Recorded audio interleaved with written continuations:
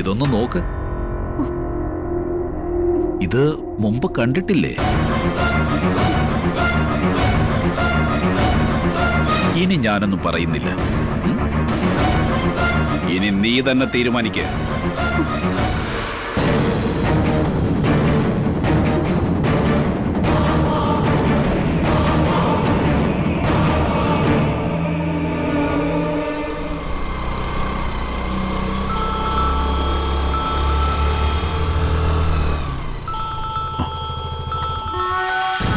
ഗോമതിയാണല്ലോ.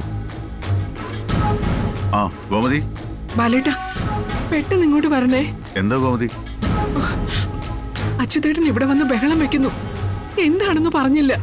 ബാലേട്ടൻ വന്നിട്ട് പറയാന്ന്. അനുശ്രീയുടെ കാര്യം എന്തെങ്കിലും ആണോ? ഒന്നും അറിയില്ല ബാലേട്ടാ, ഒന്ന് പെട്ടെന്ന് വാ. ഞാൻ എന്താ വരുന്നു.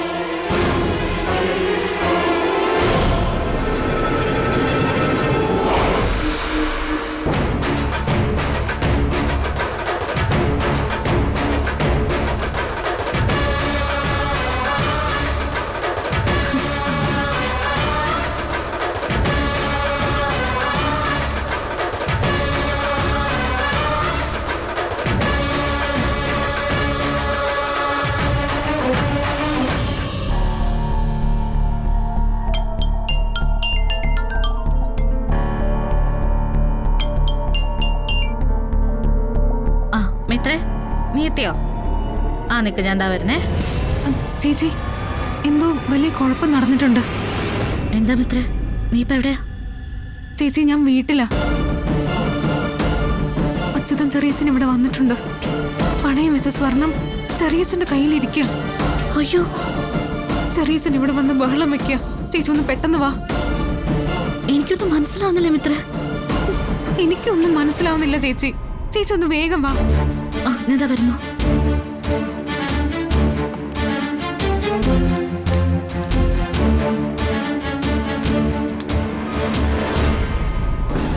ഗുരുവായൂരിലെ സംഭവങ്ങളൊക്കെ സാർ ഇപ്പോഴായിരിക്കും അറിയുന്നതല്ലേ? സ്വർണം മകൾക്ക് കൈമാറിയിട്ടുണ്ട്. മകളായിരുന്നല്ലോ പരാതിക്കാരി. സാറിന് വ്യക്തിപരമായി അറിയാവുന്നതുകൊണ്ട് കാര്യങ്ങളൊന്ന് പറയാൻ വേണ്ടിയാണ് വിളിപ്പിച്ചത്. സ്വർണം ഇത്രയ്ക്ക് കൊടുത്തതിൽ പരാതിയൊന്നുമില്ലല്ലോ? ഏയ്, എനിക്കൊരു പരാതിയില്ല സാർ. എന്ന ഒരു കാര്യം കൂടി പറയാം. ആ ആഭരണങ്ങൾ നിങ്ങളെ ഏൽപ്പിക്കാനാ മിത്രയുടെ ഹസ്ബൻഡ് പറഞ്ഞത്, ആര്യൻ. പക്ഷേ അതിന് വകുപ്പില്ലല്ലോ. പരാതി തന്നത് എല്ലാ രേഖകളിലും ആ കുട്ടിയാണ്. മോഷണം പോയതായി താങ്കളുടെ ഭാഗത്തുനിന്ന് പരാതി ഉണ്ടായിരുന്നെങ്കിൽ കോടതി തീർപ്പാക്കായിരുന്നു. എനിക്കൊരു പരാതിയില്ല സാർ. സ്വർണം മകളെ തന്നെ ഏൽപ്പിച്ചതാ നല്ലത്. ആര്യൻ തീരെ മനസ്സില്ലാതെയാണ് സ്വർണം കൈപ്പറ്റിയത്. എനിക്ക് ആ മിഥുനെ ഒന്ന് കാണണം. അവനോട് ഉണ്ടോ? അവനെ കോടതിയിൽ കൊണ്ടുപോയി റിമാൻഡ് ചെയ്തു. ഇനി കുറെ കാലം അകത്ത് തന്നെയാ. കേസുകൾ കുറേയുണ്ട്. ശരി, എന്നാ ഞാൻ ഇറങ്ങട്ടെ സാർ. ഓക്കെ.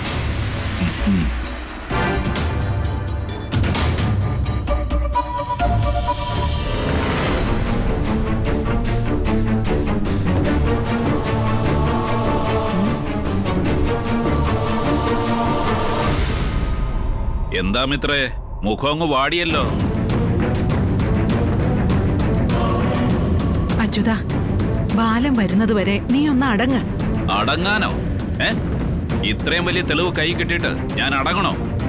അവൻ വരട്ടെ, അതിനല്ലേ ഞാനും കാത്തു നിൽക്കുന്നേ.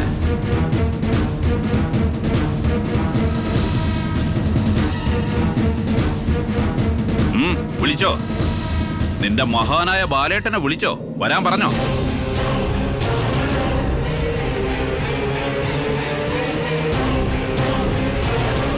ബാലേട്ടൻ ഇപ്പൊ എത്തും.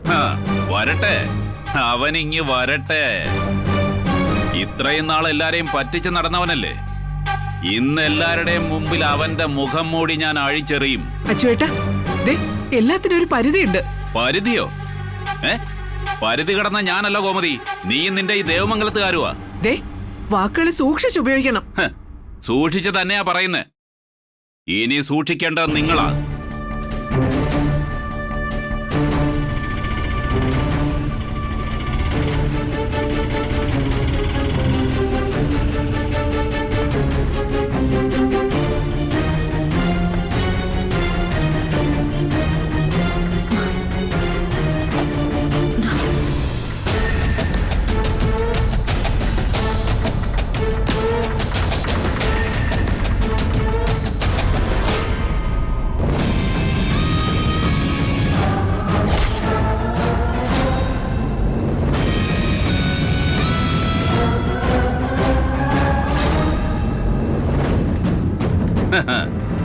ഓരോരുത്തരായി വാലും പിടിച്ച് വരുന്നുണ്ടല്ലോ.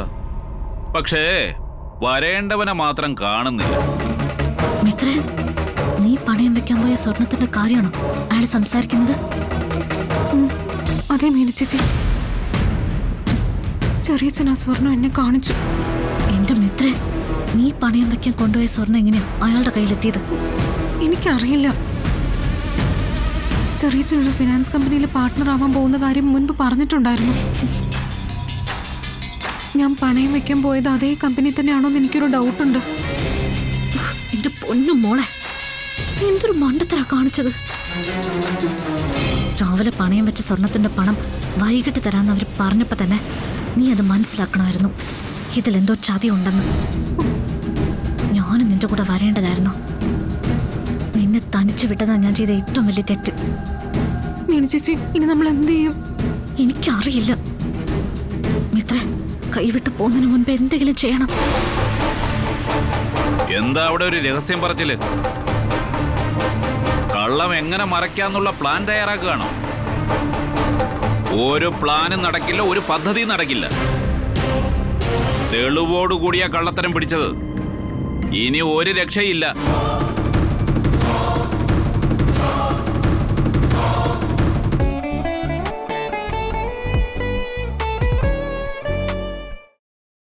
തെളിവോടുകൂടിയ കള്ളത്തരം പിടിച്ചത്. ഇനി ഒരു രക്ഷയില്ല.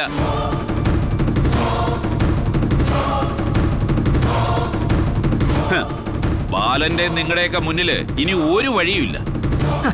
ചുമ്മാ വളവളാന്ന് ചിലക്കാതെ കാര്യം ഇതാണെന്ന് വെച്ചാ പറ. അതങ്ങനെ ചുമ്മാതെ പറയാൻ പറ്റില്ല. അവൻ വരട്ടെ, അവന്റെ മുഖത്തു നോക്കി തന്നെ ഞാൻ പറയും. കൊറേ നേരായിട്ട് നിങ്ങൾ ഇത് തന്നെയല്ലേ പറയുന്നേ? എന്തെങ്കിലും കാര്യം ഉണ്ടെങ്കിൽ പറയേ. അല്ലെങ്കിൽ വെറുതെ മറ്റുള്ളവരെ മെനക്കെടുത്താതെ ഇവിടുന്ന് പോകാൻ നോക്ക്. ഗോമതി, അച്യുതൻ അങ്ങനെ വെറുതെ പോകാൻ വന്നതല്ല.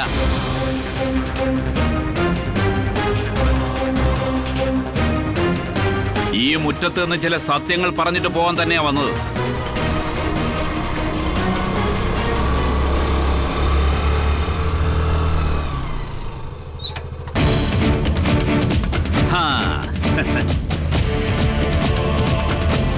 മീനു ചേച്ചി,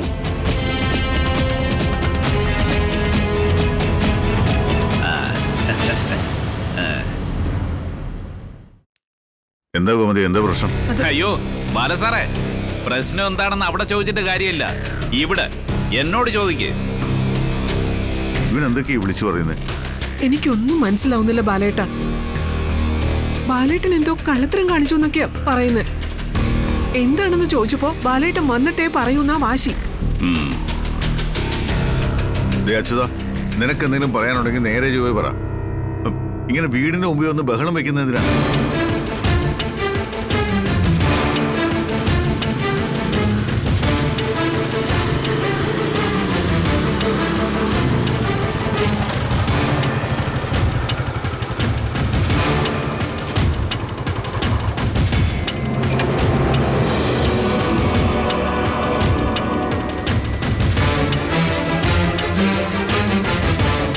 എന്താ ഇവിടെ പ്രശ്നം? മീനു വിളിച്ചു പറഞ്ഞു. എനിക്കറിയില്ല, ഇവനറിയാം എന്താ പ്രശ്നമെന്ന്. എല്ലാരും പല വഴിക്കായിട്ട് ഇവിടെ എത്തിയല്ലോ. ഏതായാലും നന്നായി. ഈ സമയത്ത് അനന്തേട്ടനും കൂടി ഇവിടെ വേണമായിരുന്നു. ആ സാരമില്ല. മീനു, ഇവിടെ എന്താ നടക്കുന്നേ? അങ്ങനെ ദേവമംഗലത്തെ കോറം തകഞ്ഞല്ലോ. ആ ഇനി ഒരാള് മാത്രം ബാക്കി. അവനവിടെ?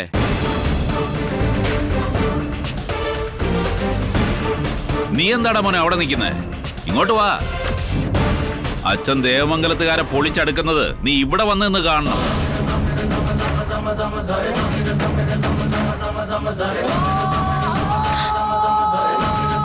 ശരി, എന്നാ നീ അവിടെ തന്നെ നിന്നോ.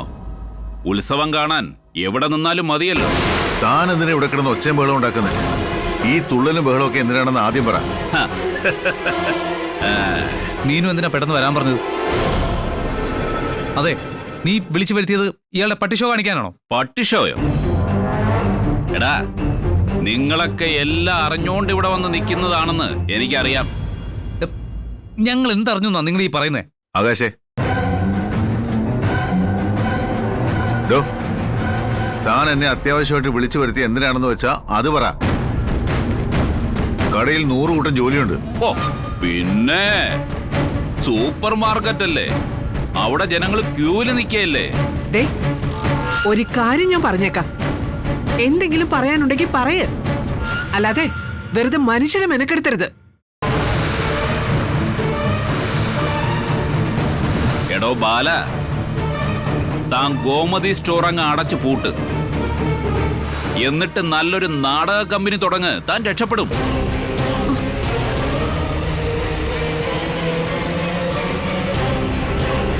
സ്റ്റോറിൽ നിന്ന് കിട്ടുന്നതിന്റെ ഇരട്ടി വരുമാനം തനിക്ക് നാടക കമ്പനിയിൽ നിന്ന് കിട്ടും. ഓ, അമ്മാതിരി അഭിനയമല്ലേ ഇവിടെ ഓരോരുത്തരും കാഴ്ചവെക്കുന്നത്.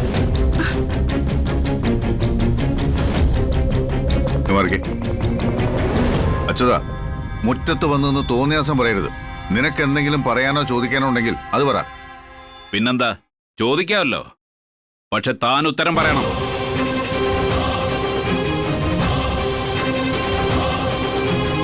മിത്രയുടെ കല്യാണത്തിന് വെച്ചിരുന്ന സ്വർണം അതെങ്ങോട്ട് പോയി?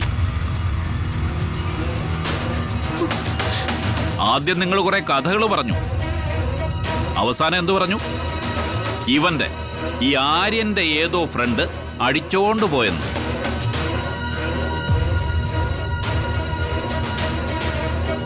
ആ സ്വർണം തിരിച്ചു കിട്ടുന്ന അന്ന് ഞങ്ങളുടെ മുഖത്തേക്ക് വലിച്ചെറിയുമെന്ന്. അങ്ങനെയൊക്കെ താനെന്ന് പറഞ്ഞിരുന്നു. എന്താ മറന്നുപോയോ? ആ പറഞ്ഞതിൽ ഒരു മാറ്റവും. സ്വർണം തിരിച്ചു കിട്ടുന്ന അന്ന് അത് നിങ്ങളുടെ മുഖത്തേക്ക് ഞാൻ വലിച്ചെറിയും.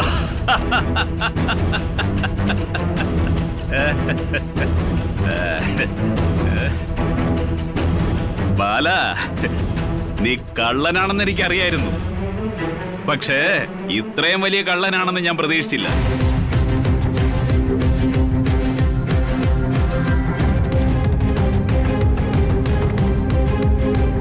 സ്വർണം തിരിച്ചു കിട്ടിയ ഞങ്ങളുടെ മുഖത്തേക്ക് നീ വലിച്ചെറിയൂ അല്ലേ? തനിക്ക് നാണമില്ലടോ. ഗോമതി, നിന്റെ ചേട്ടൻ എന്തൊക്കെയാ വിളിച്ചു പറയുന്നേ? ബാലേട്ട, എനിക്കൊന്നും മനസ്സിലാവുന്നില്ല. ഒന്നും മനസ്സിലാവുന്നില്ല അല്ലേ? എന്താ അഭിനയം? ശരി, ഞാൻ മനസ്സിലാക്കി തരാം.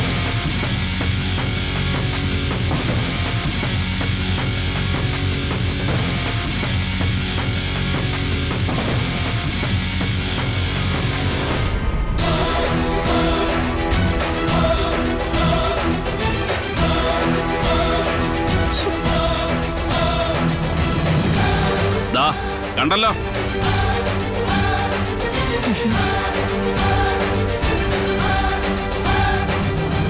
നന്ദിതേട്ടത്തി, ഇതാരുടെ സ്വർണ്ണ? ഇത് മിത്രയുടെ സ്വർണം.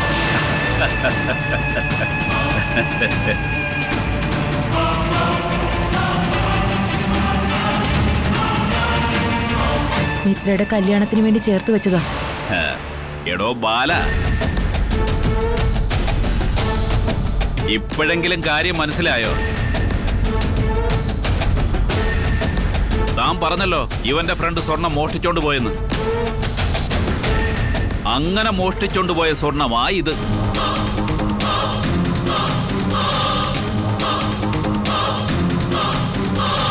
ഇതെങ്ങനെ നിങ്ങളുടെ എത്തിയേ? അതല്ലേ തമാശ.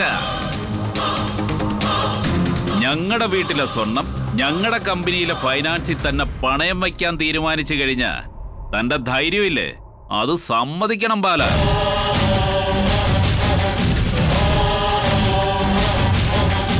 എന്താ, ഈ സ്വർണം പണയം വെക്കാൻ നോക്കിയെന്നോ? അതെ, മോഷ്ടിച്ച സ്വർണം ആരും തിരിച്ചറിയാതിരിക്കാൻ വേണ്ടി പണയം വെക്കാൻ നോക്കി. പക്ഷെ വിധി നോക്ക്, ആ സ്വർണം എത്തിപ്പെട്ടതോ എന്റെ കയ്യിലേക്ക്.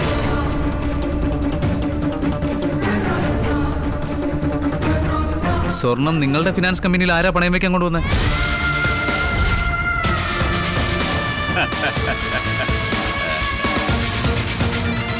അറിയാ, ഈ ഗോൾഡ് മോഷ്ടിച്ചോണ്ട് പോയത് നിന്റെ ഫ്രണ്ടല്ലേ?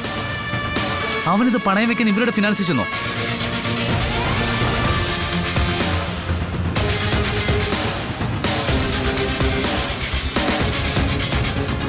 ആ ഫ്രോഡ് ഇപ്പൊ എവിടെയുണ്ട്? എന്തൊരു മനോഹരമായ അഭിനയം.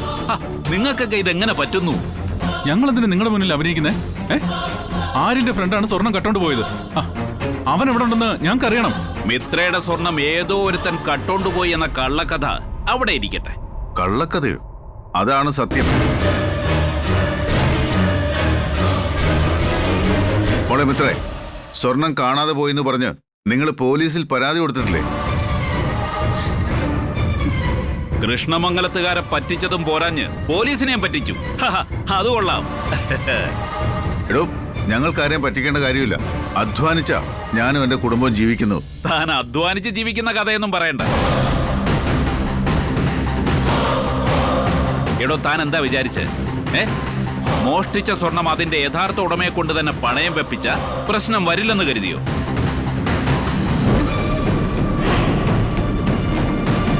ഇത്രയൊക്കെ പ്ലാൻ ചെയ്ത നിങ്ങൾക്ക് ഈ സ്വർണം ഏത് ഫിനാൻസ് കമ്പനിയെ കൊണ്ടുപോയി പണയം വെക്കണമെന്ന കാര്യത്തിൽ മാത്രം ബുദ്ധി പ്രവർത്തിച്ചില്ല, അല്ലേ?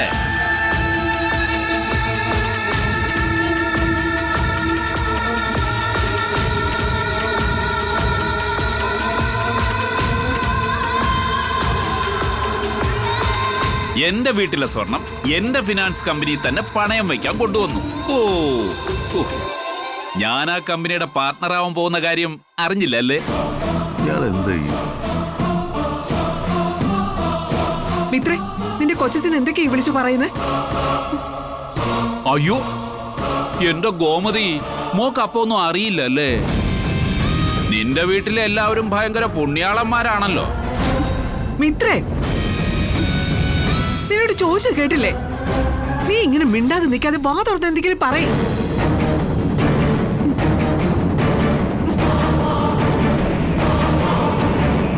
മിത്രേ, നിന്നെ 22 വയസ്സ് വരെ ഞങ്ങളാ വളർത്തിയത്. അന്നൊന്നും നിനക്ക് ഈ കള്ളത്തരം ഇല്ലായിരുന്നു. ഈ കുടുംബത്തിലേക്ക് കയറി ചെന്ന അന്നു മുതല് അവരുടെ കള്ളത്തരം നിനക്കും പകർന്നു.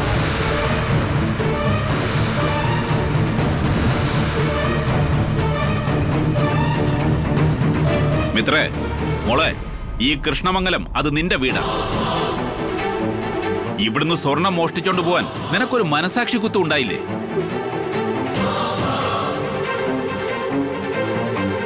അച്യുത, വാക്കുകൾ സൂക്ഷിച്ചു പ്രയോഗിക്കുക. മിണ്ടിപ്പോരുത്. എടോ, തനിക്കൊന്നും എന്നോട് നേരിട്ട് സംസാരിക്കാനുള്ള യാതൊരു യോഗ്യതയില്ല. മിണ്ടാതെ നിന്നോ അവിടെ.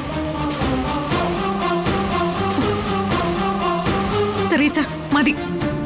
ഇത്രയും നേരം പറഞ്ഞതൊക്കെ ഞാൻ ക്ഷമിച്ചു. എന്നെ കുറിച്ച് പറഞ്ഞത് ഞാൻ കേട്ടു നിന്നു.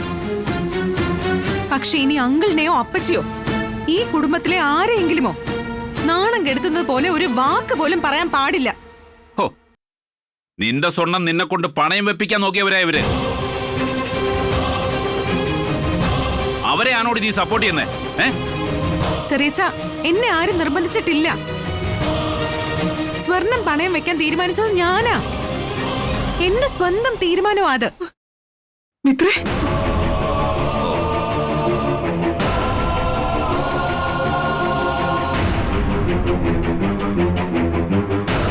എന്റെ തീരുമാനം ഇവിടെ ആരും അറിഞ്ഞിട്ട് പോലും ഇല്ല. ഇതൊക്കെ ഞങ്ങളെങ്ങനെ വിശ്വസിക്കും? ചെറിയച്ച വിശ്വസിച്ചാലും ഇല്ലെങ്കിലും അതാണ് സത്യം. മിത്രേ, നീ എന്തൊക്കെയാ പറയുന്നേ? അപ്പച്ചി, ഞാനൊന്ന് പറഞ്ഞോട്ടെ. അല്ല, സ്വർണം പണയം വെക്കാനുള്ള തീരുമാനം ഞാൻ സ്വന്തമായിട്ട് എടുത്തതാ. മറ്റാർക്കും ഇതിൽ ഒരു പങ്കുമില്ല. ഞാൻ ഇങ്ങനൊരു തീരുമാനം എടുത്ത കാര്യം ഇവിടെ ആർക്കും അറിയത്തുമില്ല.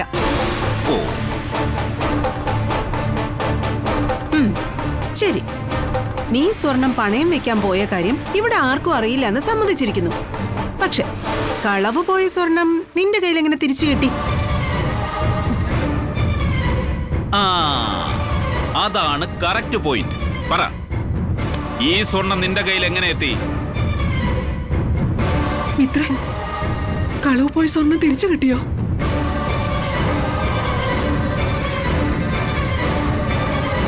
കളവ് പോയ സ്വർണത്തിൽ പകുതി പോലീസുകാർ തിരിച്ചു തന്നു. എന്താ പോലീസുകാർ പകുതി സ്വർണം തിരിച്ചു തന്നു? എന്നിട്ട് ഞങ്ങളോട് മോളത് പറഞ്ഞില്ലല്ലോ.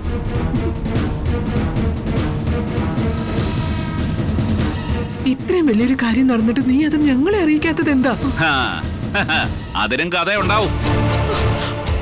സ്വർണം നിങ്ങളുടെ വീട്ടിൽ തന്നെ ഉണ്ടായിരുന്നു.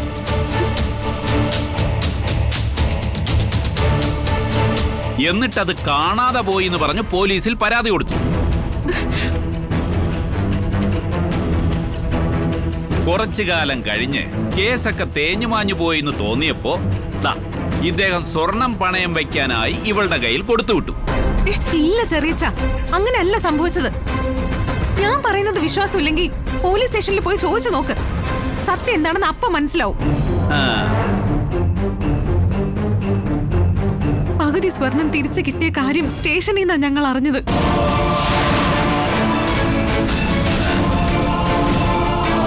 ഞാനും ആര്യനും കൂടി എഴുതി ഒപ്പിട്ട് കൊടുത്തിട്ടാ ആ സ്വർണം തിരികെ വാങ്ങിച്ചോണ്ട് വന്നത്.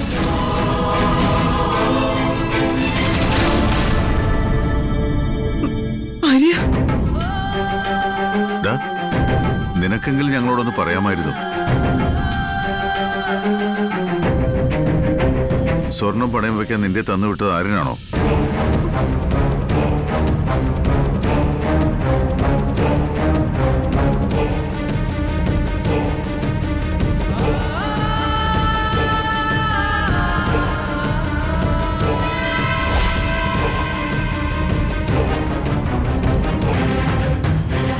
ആര്യന് ഇതിനെക്കുറിച്ച് ഒന്നും അറിയില്ല. അഥവാ പിടിക്കപ്പെട്ട സകല കുറ്റവും നീ ഏറ്റെടുക്കണമെന്ന് ഇവരൊക്കെ നിന്നെ നേരത്തെ പറഞ്ഞ് പഠിപ്പിച്ചിട്ടുണ്ട്. നിനക്ക് ഇതിന്റെ വല്ല ആവശ്യം ഉണ്ടായിരുന്നോ? നീ കാരണം ഇപ്പൊ ഇവിടെ എല്ലാവരും നാണം കിട്ടില്ലേ?